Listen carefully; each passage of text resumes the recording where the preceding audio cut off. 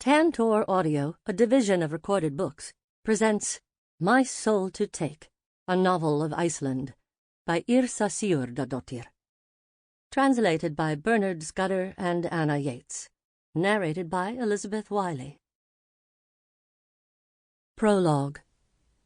February 1945. The child felt the cold creeping up her legs and back, and she tried to sit up straight in the front seat to get a better view. She peered into the white snow surrounding the car, but could not make out any farm animals. It's too cold for the animals outside, she thought, wishing she could leave the car and go back inside the house, but she didn't dare say a word. A tear crept down her cheek as the man beside her struggled to start the engine. Pursing her lips, she turned her face away from him so that he wouldn't notice. He'd be so angry. She looked at the house where the car was parked and looked for the other girl, but the only living creature in sight was the farm dog, Rover, sleeping on the front steps. Suddenly he lifted his head and stared at her. She sent him a weak smile, but he stretched out again and closed his eyes. The car sputtered to life, and the man straightened up in his seat. "About time," he said gruffly as they drove away. He glanced at the girl, who had turned back to look straight ahead. "Well, let's take a little trip." She bounced around in her seat as they drove along the rough, bumpy track leading away from the house. "Try to hold on," he said, without looking at her. At last the car reached the road, and they cruised along in silence for a while. The girl looked out of the window in the hope of seeing some horses, but the landscape all around was deserted. Then her heart skipped a beat when she realized where they were.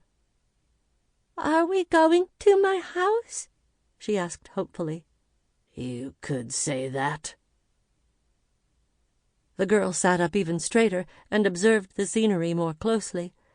In front of them was familiar countryside, and clearly visible in the distance the rock that her mother had said was a troll who had turned to stone at daybreak. Instinctively she craned forward to look at it. A car appeared at the crest of the low hill ahead, driving toward them. It looked like a military vehicle. As they slowed down, the man ordered her to keep her head out of sight. Not unaccustomed to hiding, she did so without hesitation. He clearly agreed with her grandfather that nothing good ever came from the army.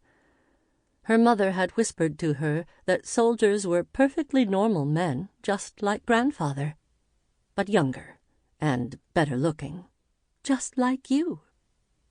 The girl remembered how sweetly her mother had smiled at her when she said that. The child heard the other vehicle approaching, getting louder until they passed each other and then fading away. She wriggled in her seat. "You can sit up," the driver said, and she did so. "Do you know how old you are?" he asked. 4, she replied, taking care to speak clearly as her grandfather had taught her. The man snorted. "You're really scrawny for a 4-year-old. Although the girl didn't understand the word scrawny, she realized that it was not good to be like that. She said nothing. There was a silence. "Do you want to see your mum again?" Her eyes widened, and she looked up at the man. Was she going to see Mummy? Just thinking about it made everything okay. She nodded eagerly. The little girl's thighs no longer ached from the cold.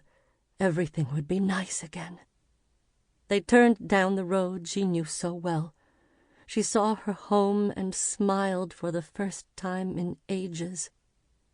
The car drew up to the house slowly and stopped. Entranced, she stared out at the large, imposing house. It looked so sad and lonely. No lights and no smoke from the chimney. "Is Mommy here?" she said fretfully. Something strange was going on. The last time she had seen her, her mother had been lying in a bed in a room in the man's house, She was sick, just like grandfather had been, with no one except her daughter to help her. Perhaps Mommy went back home the night after she vanished from the bed? But then why had she left her with the man? Mommy wouldn't have done that. Your mum isn't exactly here, but you'll see her. You can be together forever. He smirked, and the girl felt uncertainty creep into her happiness, but she dared not ask any questions. The man threw open the car door and got out. He walked around and opened her door. Come on. You're going on a little journey before you meet your mum. Cautiously, the girl climbed out of the car. She looked all around, hoping to catch sight of someone or something to encourage her, but could see nothing. The man bent down to take hold of her mittened hand. Come on, I'll show you something. He pulled her along with him, and she almost had to run to keep up with his long strides. They went behind the house to the cattle shed. A stench rose to greet them, becoming more rancid the closer they got. The little girl wanted to hold her nose but didn't dare.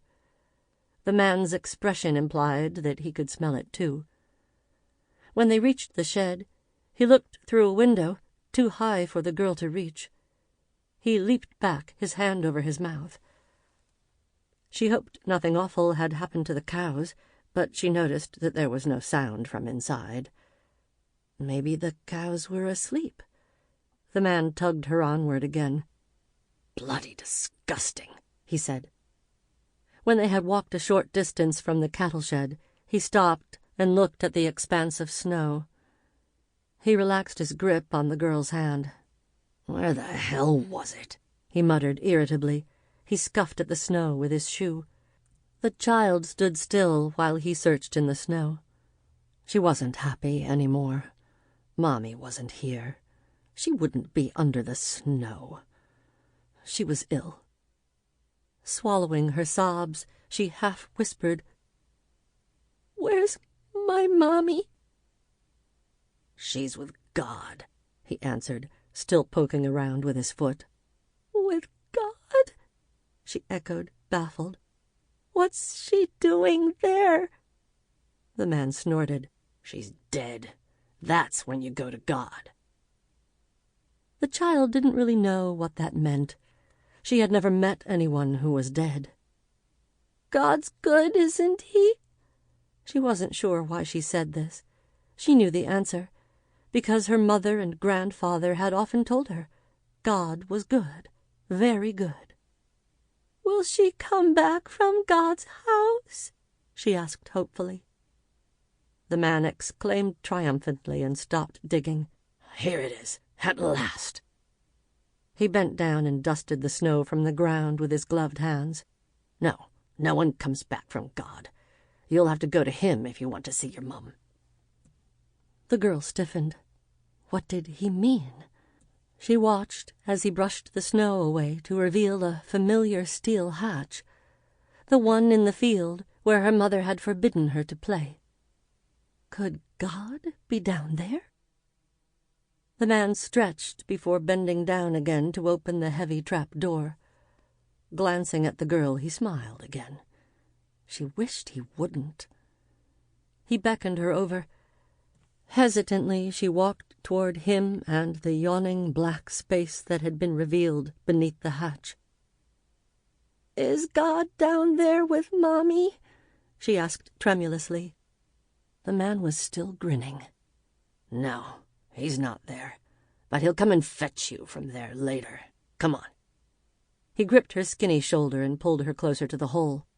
"It's a good thing you've been baptized. God doesn't let anyone in who hasn't been baptized. But let's hope God remembers you, because he can't check the church records."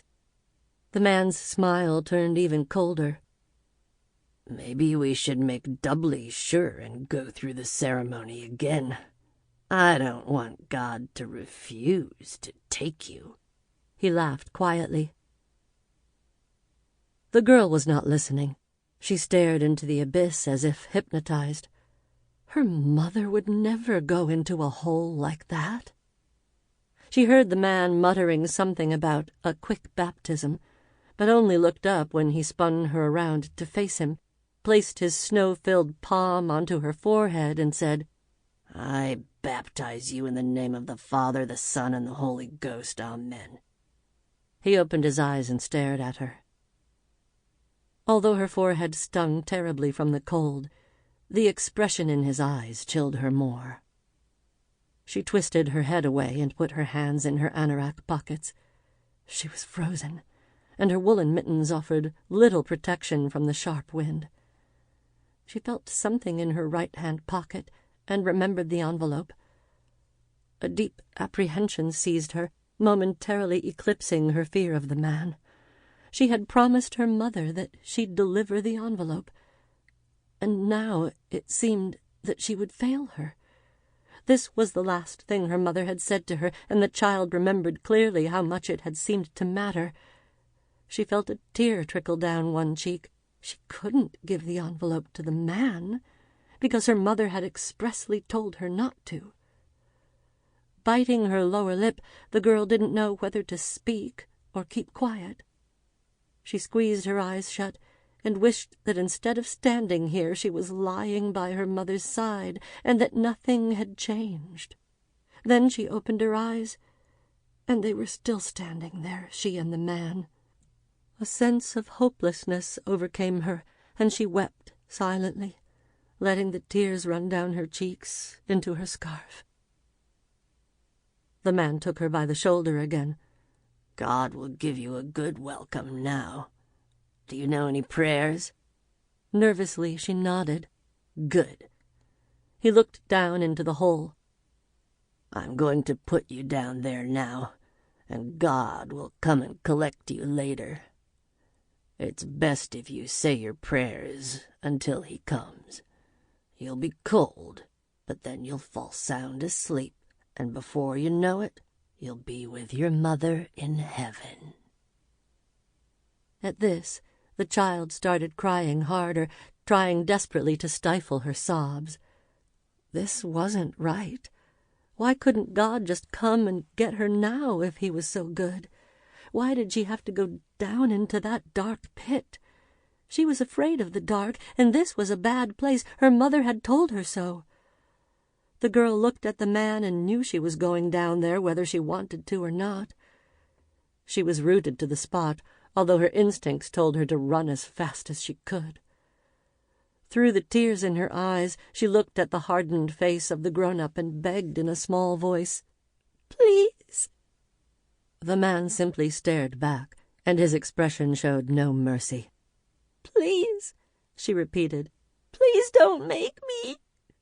The man did not dignify her pleading with an answer, but put his hand under her arms and lifted her up, then slowly lowered her down into the hole. The little girl sobbed as her body began the descent. "Please don't." She turned her head to see her home for the last time and stared in astonishment at the gable window facing them. Someone was standing there, watching, but the window was too dirty and the house too far away for her to see who it was. Finally, her terror overcame her fear of the man, and she began to thrash around in his grip, screaming as loudly as she could. The person in the window needed to know she did not want to go into the darkness. "Idiot!" the man muttered, and he released his grip. The girl fell into the black abyss and landed with a thud some feet below. She tried to get up, but her leg was hurt. "Please don't leave me," she yelled at the face she could make out staring at her from above. It was all she could see, as all around her was blackness darker than the darkest night. She tried not to give in to the terror she felt. God was good. It wasn't a ghost at the window. God was good. And the low, mournful wailing she could hear down below was not the crying of dead children. God was good. Mommy said so. It was much colder inside the hole than outside. She tried to raise herself up, as the floor was even icier than the seat of the car had been. Her injured leg sent a jolt of pain up her small body when she stood up, so she immediately hunched back down again. The pain was strangely welcoming, as it took her mind off her situation for the brief moment it lasted. Unfortunately, a chilly numbness followed the pain, and the little girl fumbled around with her mitten-clad hand to make sure that her leg was still attached. The cold and the darkness in the hole were stifling, and she hugged herself in an attempt to keep the little warmth left in her body from escaping into the darkness. The hatch swung down, and just before it closed, she heard the man say, "Good luck. Say hello to your mother, and to God. Don't stop praying." Everything turned black. The girl tried to catch her breath, but her sobbing made it difficult. What upset her most was that the envelope would never be delivered. She squeezed her eyes shut because the thought of sunlight always calmed her. Maybe someone would come to get her. Surely the person at the window would save her. Please, please, please. She didn't want to stay here any more. She clasped her hands together and whispered, "Now I lay me down to sleep. I pray the Lord my soul to keep. And if I die before I wake, I pray the Lord my soul to take." Chapter 1. Tuesday, 6 June 2006. Letter aperture. Thora corrected them with a polite smile. In the documentation, it's called a letter aperture. She pointed to a printout on the desk in front of her and turned it toward the couple sitting opposite her. Their scowls deepened, and Thora hurriedly continued before the man began yet another tirade. When Regulation Number 505/1997 on Basic Postal Services was superseded by Regulation Number 805/2003 on Comprehensive Postal Services and their implementation, Article 12 on letter boxes and letter apertures was revoked. "See?" shouted the man, turning triumphantly to his wife. "That's what I said, so they can't just stop delivering our mail." He turned back to Thora, sat up straight, and crossed his arms. Thora cleared her throat. "Unfortunately, it's not quite that simple. The new ruling refers to a building regulation concerning letter apertures and their location. This states that letter apertures should be positioned so that the distance from the ground to the lower edge of the letter aperture should be between 1,000 millimeters and 1,200 millimeters. Thora paused briefly for breath, but couldn't stop for too long in case the man interrupted. The Postal Services Act No. 12/2002 then states that postal service providers may return mail to the sender if the letter aperture is not in compliance with regulations. She got no further because the man had heard enough. "Are you telling me that I won't have any more mail delivered to me and have no right to appeal against all this red tape?" He harumphed theatrically, waving his arms around as if fighting off an attack by invisible bureaucrats. Thora shrugged. "You could always move your letterbox higher." The man glared at her. "I was hoping you would be more use, especially after you promised to look into the matter before we came." Thora wanted to take the regulation and throw it in the man's beet-red face, but she made do with gritting her teeth. "But I did," she said calmly, forcing a smile. She had expected the couple to be astonished at her encyclopedic knowledge of the matter and her prowess in reeling off the numbers of the regulations. But she should have realized that this case would be like banging her head against a brick wall. The agitation in the man's voice when he telephoned the lawyer's office 2 days earlier should have rung warning bells. Talking a mile a minute, he had requested legal advice for himself and his wife about their dispute with both the postman and the postal company. They had just moved into a prefabricated house that they had imported from America, which had arrived with all the trimmings, including a front door with an unlawful letterbox. One day his wife had come home to find a handwritten note on the door stating that no more mail would be delivered because their letterbox was too low. In future, they would have to collect their mail from the post office. "All I can do is advise you about your next move," she continued. "Commencing proceedings against the Postal Service, as you propose, will bring you nothing but extra costs. Nor do I recommend suing the building committee officer." "It also costs money to replace the front door. I can't move the slot any higher. I told you that." The man and his wife exchanged triumphant looks. "A front door would cost less than any court case, that's for certain." Thora handed over the last document from the pile she had made before the couple had arrived. "Here's a letter I've written on your behalf." Both of them reached for the letter, but the husband got there first. "The post office or the postman made a procedural error. You, that is, both of you, should have been sent a formal notification by registered mail that the height of your letterbox was unlawful, and you should have been given a grace period to rectify it. Postal deliveries should not have been stopped until after that deadline." "Registered mail?" the woman snapped. "How could we have received that if they're not allowed to deliver it to us?" She turned to her husband, looking pleased with herself, but she didn't get the response she wanted, and her scowl returned.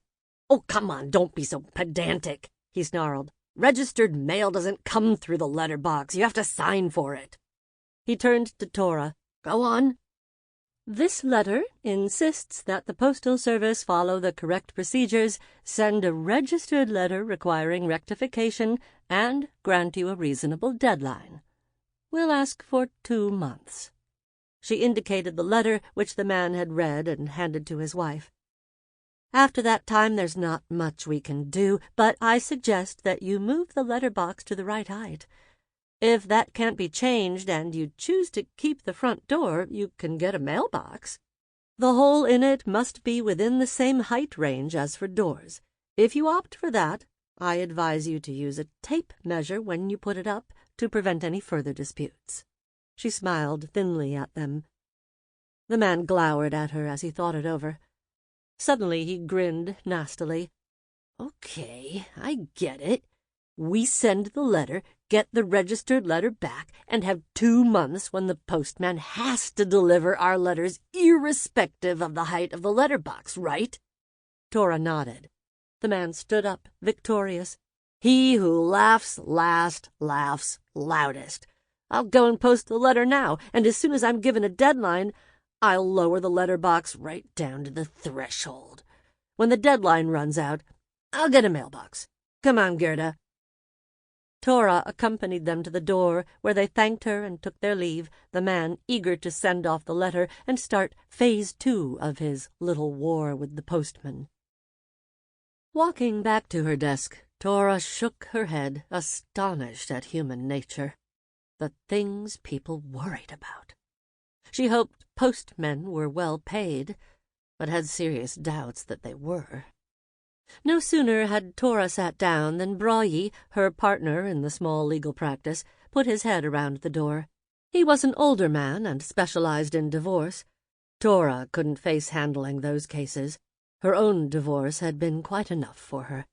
Bragi, on the other hand, was in his element and was particularly adept at untangling the most convoluted disputes and getting warring couples to talk without killing each other. "Well, how did the letterbox go? Did you see it as a test case before the Supreme Court?" Thora smiled. "No, they're going to think things over, but we must remember to send them the bill by courier. I wouldn't bet on them getting much mail delivered in the future." "I hope they get divorced," said Bragi, rubbing his hands. "That would be a battle and a half." He took out a post-it note and handed it to Thora. "This man phoned while the letterboxers were with you. He asked you to call when you were free."